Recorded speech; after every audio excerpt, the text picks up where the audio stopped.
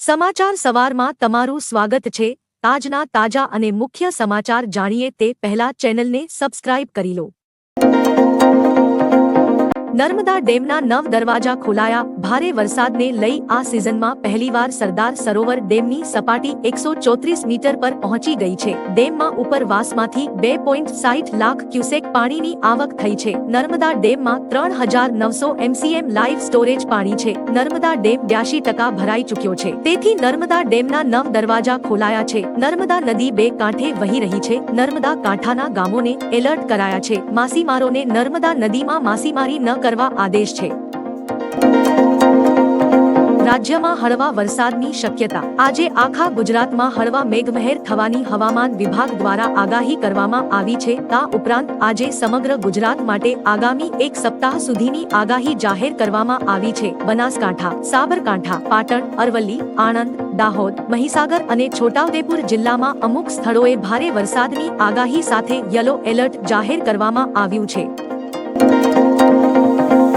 શિષ્યવૃત્તિના નિયમોમાં ફેરફાર અંગે શિક્ષણ મંત્રીનો ખુલાસો। શિષ્યવૃત્તિના નિયમોમાં ફેરફારને લઈને શિક્ષણ મંત્રી પ્રફુલ પાનસેરિયાના ખુલાસા બાદ વાલીઓને હાશકારો થયો છે। મંત્રી પ્રફુલ પાનસેરિયાએ કહ્યું કે વર્ષ 1960 થી નામદાર કોર્ટે જે પ્લાનિંગ કહ્યું હતું તે પ્રમાણે નિયમો અને નિર્ણયો છે, તે જ પ્રમાણે ચાલી આવી રહ્યું છે અને તે પ્રમાણે આપણે લાભ આપી રહ્યા છીએ, જેમાં કોઈ નવો નિયમ કે નિર્ણય લેવાયો નથી કે કોઈ સુધારો કરાયો નથી।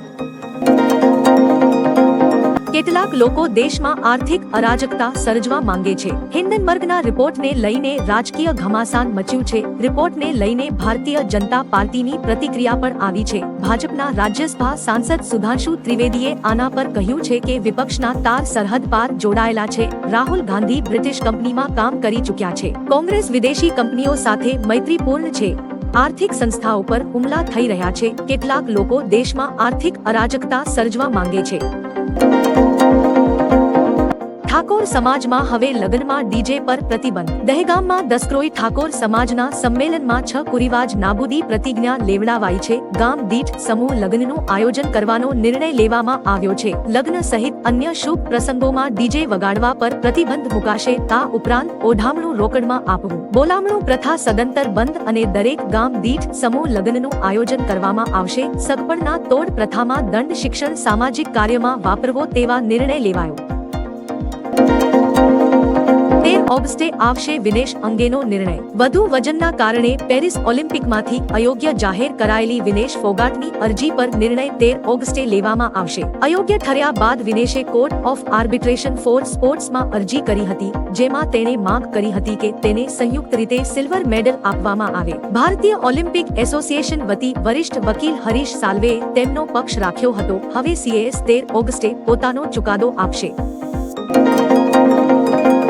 અમદાવાદમાં વહેલી સવારે ધીમીધારે વરસાદ। અમદાવાદના મોટા ભાગના વિસ્તારોમાં ધીમીધારે વરસાદ પડ્યો હતો। અમદાવાદ પૂર્વ અને પશ્ચિમમાં ધીમીધારે વરસાદ વરસ્યો હતો। વસ્ત્રાલ, નિકોલ અને બાપુનગરમાં ધીમીધારે વરસાદ પડી રહ્યો છે। નરોડા, સીટીએમ, જશોદાનગર, પ્રહલાદનગર અને વસ્ત્રાપુરમાં ધીમીધારે વરસાદ ખાબક્યો છે। હવામાન વિભાગ દ્વારા આજે સમગ્ર ગુજરાત માટે આગામી એક સપ્તાહ સુધીની આગાહી જાહેર કરવામાં આવી છે। બાંગ્લાદેશમાં હજારો હિન્દુઓ રસ્તા પર ઉતરી આવ્યા। બાંગ્લાદેશમાં બદલાતી રાજકીય પરિસ્થિતિ વચ્ચે હિન્દુઓ વિરુદ્ધ વ્યાપક હિંસા જોવા મળી રહી છે। લઘુમતી હિન્દુ સમુદાયના હજારો લોકોએ બાંગ્લાદેશની રાજધાની ઢાકા અને ઉત્તર પૂર્વીય બંદર શહેર ચિત્તાગોંગમાં ભારે વિરોધ પ્રદર્શન કર્યા છે। તેઓએ દેશભરમાં મંદિરો અને તેમના ઘરો અને વ્યવસાયો પર હુમલાઓ વચ્ચે સુરક્ષાની માંગ કરી છે। મોટી સંખ્યામાં લોકો રસ્તાઓ પર આવી જતા રાજધાની ઢાકા જામ થઈ ગયું હતું। હોકીના ખેલાડીઓએ સુવર્ણ મંદિરમાં દર્શન કર્યા। પેરિસ ઓલિમ્પિક 2024માં બ્રોન્ઝ મેડલ જીતનાર ભારતીય હોકી ટીમના ખેલાડીઓ પંજાબના અમૃતસર પહોંચ્યા, જ્યાં તેમનું ઉષ્માભર્યું સ્વાગત કરવામાં આવ્યું હતું। આ દરમિયાન ખેલાડીઓએ સુવર્ણ મંદિરમાં દર્શન કર્યા હતા। હોકી ટીમના ખેલાડી હાર્દિક સિંહે કહ્યું કે અહીં આવીને ખૂબ જ સારું લાગી રહ્યું છે। લોકોના આ પ્રેમને કારણે જ અમે સારું રમી શક્યા છીએ। આશા છે કે અમે આગલી વખતે વધુ સારું પ્રદર્શન કરીશું।